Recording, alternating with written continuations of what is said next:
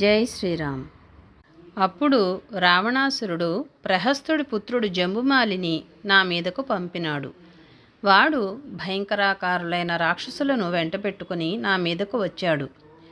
ఆ జంబుమాలి మహాబలవంతుడు, రణకోవిదుడు. నేను వాడిని, వాడి వెంట వచ్చిన రాక్షసులందరినీ పరమ భయంకరమైన ఇనుప గుదియతో కొట్టి చంపివేసినాను. ఆ జంబుమాలిని చంపివేయడం విని రావణాసురుడు నా మీదకి మంత్రిపుత్రులను పంపించినాడు. వాళ్ళు మహాబలవంతులు, పదాతి సైన్యాలతో వచ్చి నా మీద పడ్డారు. నేను ఆ మంత్రిపుత్రులను తక్కిన వాళ్లను ఇనుప గుదియలతోనే యమసదనానికి పంపించి వేశాను. అంతటా రావణాసురుడు తన సేనానాయకులను నా మీదకు పంపించినాడు. నేను వాళ్లను కూడా నాశనము చేసివేశాను.